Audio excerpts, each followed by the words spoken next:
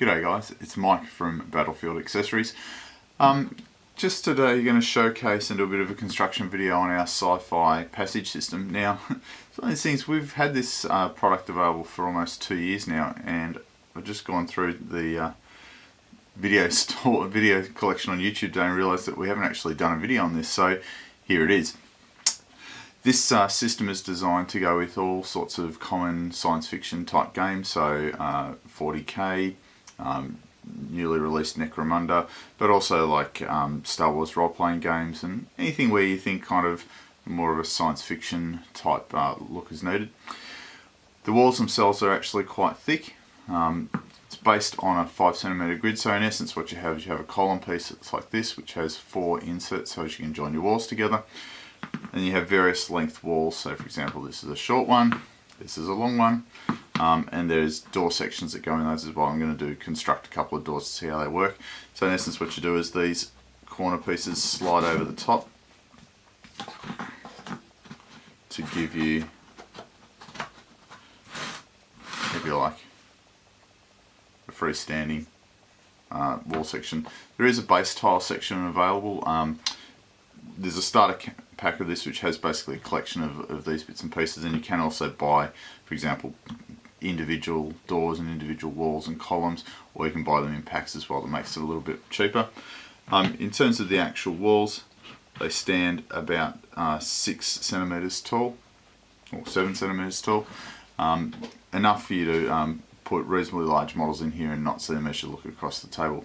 So we've sold a lot of this stuff without doing any promotion on it, so it's a really good product and lots of people have given us lots of positive feedback in terms of it. So what I'm going to do now is give you the really rough construction video on how this goes. Hope you enjoy. See ya. Okay, so here's a small wall section, and you can see it's got a card overlay and then a box construction, and then it's the same on the reverse side. You'll see on the edge we have a low section which matches into the low section on the card here. The corners basically lock into each other, and then we have card on the top which covers up the all of the joins and stuff that are in there. Okay, so the pieces arrive on a sprue, and so the idea is to break them out of the sprue. Now the joins are very small. My suggestion is with these, a little model knife just to break them through is probably the best way to go.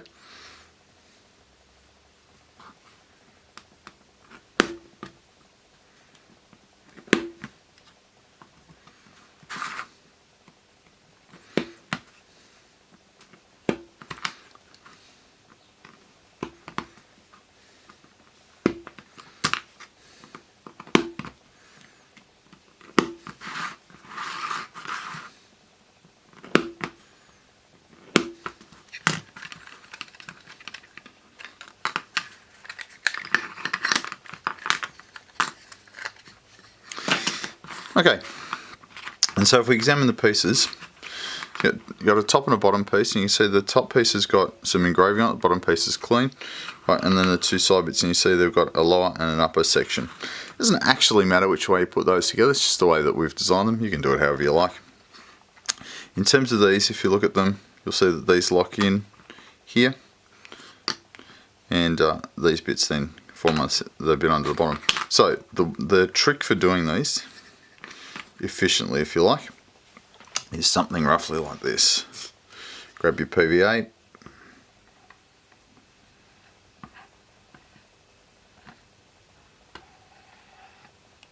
and putting a line of PVA basically around the edge of the large wall piece, and then a little bit on the joins of the top and bottom.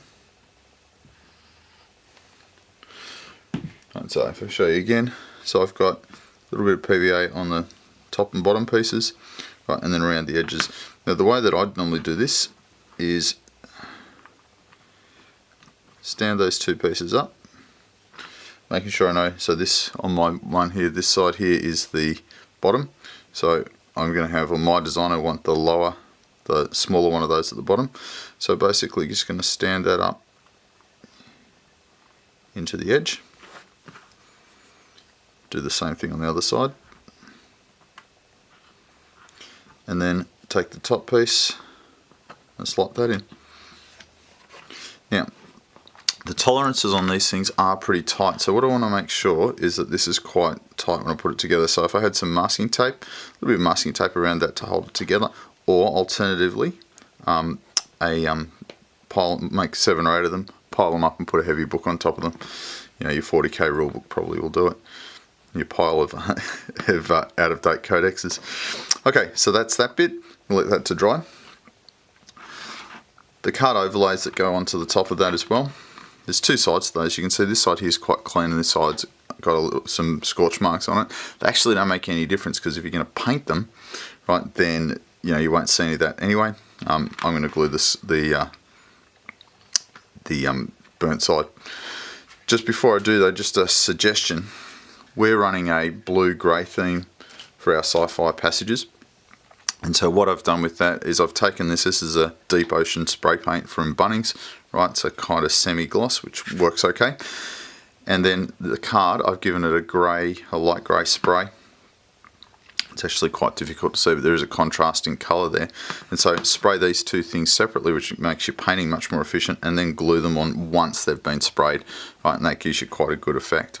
Okay, so that's a trick for young players. With these bits here, again, simple thing to do is a small amount of glue on one side, and then what I normally do is grab the reverse bit of it, put it on and give it a bit of a run around to try and spread the glue out. Right, if I get any big peeling or pulling spots, just give them a wipe off, because what will happen is when I stick this on, if there's any bits where the glue's pulled, it'll come out onto the surface of my model, which isn't the end of the world, but it means I've got to clean it up, and I prefer not to have to clean it up. So there you go, I can just push that on, flip the whole thing over, push that on. And again, trap for young players is make sure that if you're going for a low theme, that the low and the low match up. Okay, you just stand it up. Now the trick with this is going to be to make sure that these ends are on reasonably tightly. Now don't advise using masking tape on this because the masking tape will actually pull the surface off the card. Right, so you're just going to push it down, and again putting it under a weight, like a box full of your unpainted figures, that will keep that nice and flat, and then when it's dry you can just use it. The other thing to check is that these 2 end pieces are square. They will, if you put pressure on them, sort of go on an angle a little bit, and so just make sure that they're nice and square. And so there you have one completed wall. As you can see, they're pretty quick to put together. The other thing I want to show you is a door. Right, so here is a door. Okay, and again I'm going to come around with my knife and trim out my pieces.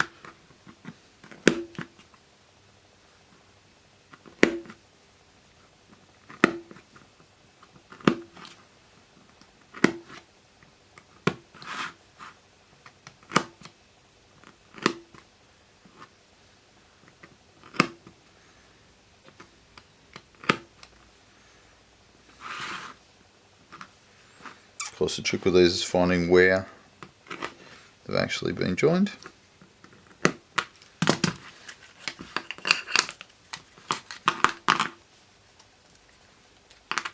You see I've left front at the end. It's not actually me, I can break them out really easily.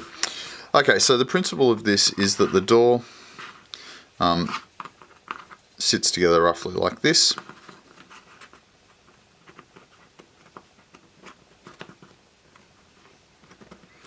Right, and then you have a doorway. Oh, I've got it upside down, no wonder it won't fit. So it sits something like this, and the door piece inserts like this, and the door piece inserts into it like that. Okay, so same process that we used before. Now with the doors, they have a cutout like this. Now that is the top, right? And the idea is that when the door's in place, you've got something to grab it to pull it out with. Okay, I'll show you that in a second. So in the case of the door, these T-pieces give us a spacing. Okay, so again, like we did before, this time I'm just going to glue down the 2 sides.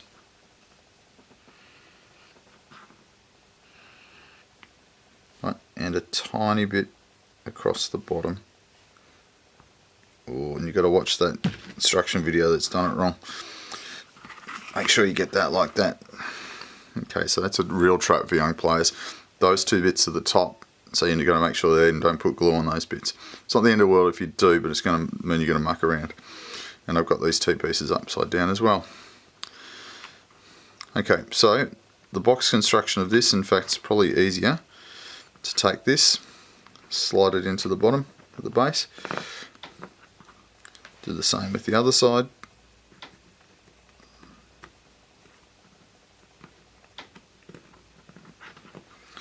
and then grab the T-piece and basically put it in.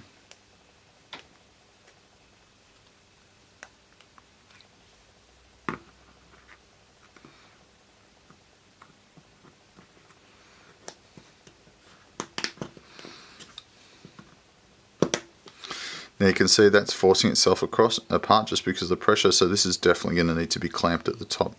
And again, like all MDF kits, when you've got excess glue, just give it a rub off to make sure that's not hanging around. And so what you've got is, you see you've got a kind of box there. Now I'm just going to grab some masking tape and stick that together.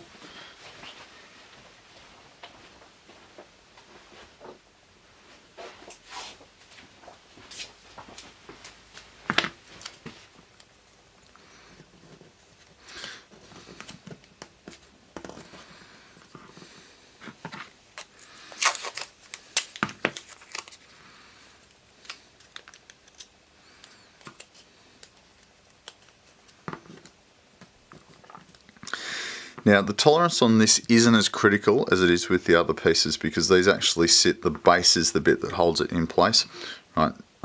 So when I put this inside the column, there's actually a little bit of play at the top there, so it doesn't matter too much, but you just don't want it to be, bursting aside at the top. Okay, so this is the door, and you can see the door's giving us a suggestion of where the card should go on one side, and the other side is blank. Okay, so here's my card. You can see it basically sits over the top of that and it gives us that traditional sci-fi look. And so I'm going to come along with my glue like I did with the other. Trying not to put too much glue in here, because I get too much glue, again, I get lots of cleanup work, and that's not great.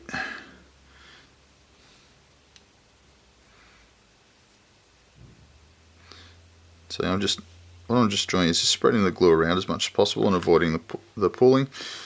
Then come along, get it roughly lined up with the engraving, flip the whole thing across, have a guess. Right, and there's my door. So, from a practical standpoint, here's my opening. My door goes in, there's some grooves at the bottom those teeth match up with. There I have a door during the game, and you can see at the top it's flush. I said during the game if I need to pull it out, I just grab it and it slides out. So there's the door. Okay, so the columns come in all different sorts of sprue configurations, and basically we use these to fill up spots and all sorts of things. So in essence you'll get 4 column bits, right, and 2 a top and a bottom section. Okay, so again, you get to break these out now. These ones don't matter so much in terms of the thickness of them, so that's why I'm just going to break them out manually. Of course, you're being careful not to break anything off, of course. Okay, so this piece here is the top, and this is the bottom. In terms of putting them together, work from the bottom up. Okay. So what I'm basically going to do is dab a bunch of glue on that piece here and put it into there. Next piece along, do the same.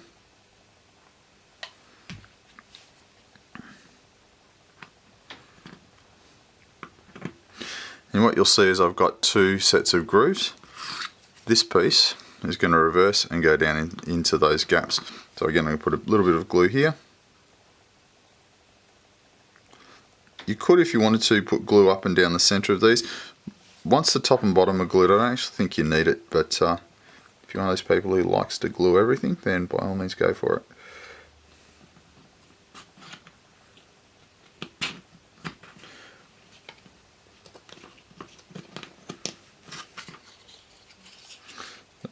make sure those holes line up. Oh, there you go.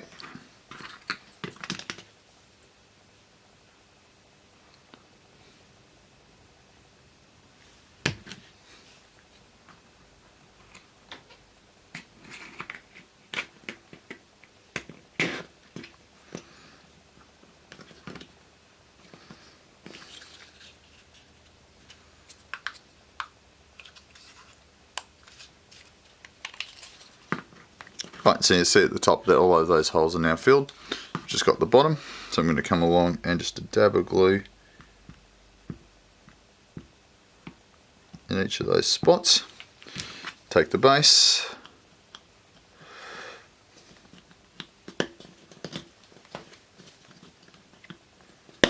just basically lock it in like that. Then just make sure these corners in here are critical, so make sure that you don't leave any bubbles or glue sitting in those. Again, if you follow my previous videos, you've got a paintbrush handy and you're using that. So there's the column. Final bit is the top. Again, the top, you don't really need the top, but it's just covering up all those MDF little bits and pieces. So it just comes in and it drops on top there like that.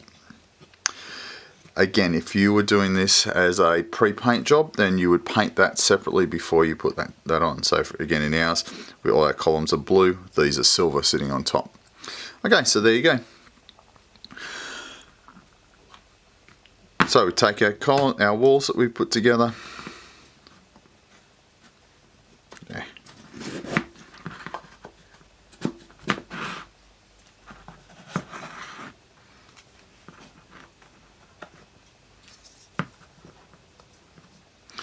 My door, of course. You make fantastic sci-fi passages. As I said before, excellent for all of your RPG, any sort of skirmishy type wargame things.